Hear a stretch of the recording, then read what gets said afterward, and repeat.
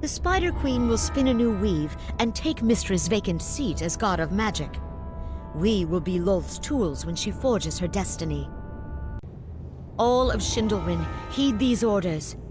Her dark eminence commands us to find the thread of the weave. Seek this thread throughout Cormyr. Do not rest until it is found. Matron Balbaste of House Avathul, you may take those captured in Cormyr for your slave pits. If you deem them too weak for even that, save their choicest parts for sacrifice to our queen. Set aside a few strong ones as well. It is fit that we offer Lolth quality sacrifice, in addition to quantity. All drow of Sschindylryn must search for the thread of the weave. Lolth will not tolerate further delay. Those not seeking the thread should attack the weak surface dwellers in Faerun. The demon web itself will take care of Eberron. Gia Dunrobar, none equal House Avathul when it comes to the slave trade.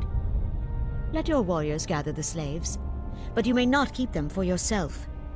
These slaves are given unto Lolth, not your house. Avathul will know how to use them best. I do not care for your tone, Matron Balbaste Avathul, but since time is short, I will overlook your insult. It is the pitiful land dwellers that we should focus our magic on, not each other's house slaves. Drow men have their charms, but do not waste magic on compelling them when an order will do. You are a matron mother. Act like one. Your matron may be the eldest among our allied houses, but surely even you can see that fighting over the spoils of our victories on the surface dishonors us all. We can decide who gets what land and magical artifacts later. Avathul will get its share.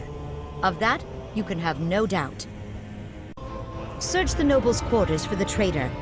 Everything taken from the war wizards belongs to Lolth. Surely you would not attempt to take what is hers for yourself. If Dunrobar cannot keep its men in check, Zind will take over these duties. If the help from Sparscrael fail to live up to their bargain, kill them. Our alliance has no use for those who cannot follow through. Yet House Sparscrael will not tolerate any of their number being added to Avathul's slave pits, so make sure they are stripped of their markings and made mute if necessary. Your suggestion is a sound one, Lady Danae. You do House Sind proud. Please keep this knowledge secret for now. We wouldn't want to give our Dunrobar friends any advice that could raise their status in Lolth's eyes. They may have larger numbers, but your suggestion proves that intelligence is greater than numerical strength. The Menzoberrans and dogs are not worth our time.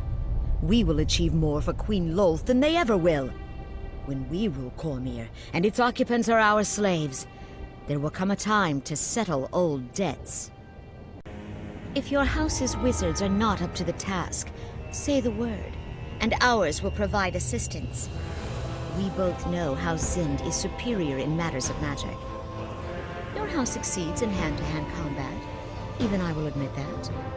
If we should need sword-wielding brutes for some reason, we will call upon your house. There is none greater than Lolth. Our disputes are nothing compared to her demands. Warriors of Dunrobar, slavers of Avathul, work with us in Zind, and Lolth's plans will be achieved. Remember that above all, we serve our queen. Your petty politics hurt her plans. Would you have me tell her what you said?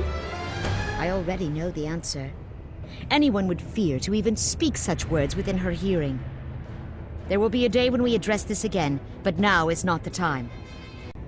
It is Lolth's will that you gather the slaves and sacrifice them at the temple. We honor her with blood and fire. Many will die in her name. It will be glorious. Shift some of our trading caravans to carry war supplies to our armies in Cormyr. If House Kavorum cannot go without their shipments, tell them to do more to follow Lolth's command. Then we'll see about freeing up these caravans again. Just as Sschindylryn was built on ruins, so shall our empire be built on the ruins of the weak cities of Cormyr. I look forward to seeing your plans. I can already imagine great trenches full of slaves, grand towers touching eternally darkened skies. Direct a few garrisons from Dunrobar to the caves if these intruders are causing as much trouble as you say. Surely these adventurers from the other world can be crushed as easily as the weak surface dwellers of Faerun. Send a few captives from the other world to our diviners in Sind. See what we can glean from their minds. Then throw their bodies into the depths of the lake. If you think they would better serve Lolth as slaves, send them to Avathul instead. There must be no break in the fight. The time for rest will come once all of Cormyr has been crushed. We must not fail to do Lolth's bidding, and she cares not for delay. Is not House Dunrobar a home for warriors? How could you be crushed so easily by these intruders? They cannot be more powerful than the weak people of Cormyr. They are surface dwellers after all. We are Drow. Your loss brings shame to us all. Our goddess commands the pace to increase. Make sure no slaves remain in their quarters. All must work for our Dark Queen Lolth. Food and rest is not a necessary expense. If they fall, replace them with those captured in Cormyr. If needed, Zind or Dunrobar will assist you. Not to coddle you, but to honor the Spider Queen. House Ebsar will face Lolth's wrath in time. Their unwillingness to help will cause them infinite pain in the future, I assure you. The idea of using elemental forces to move a vehicle is not one I had considered before. Your prisoner calls these things airships, you say?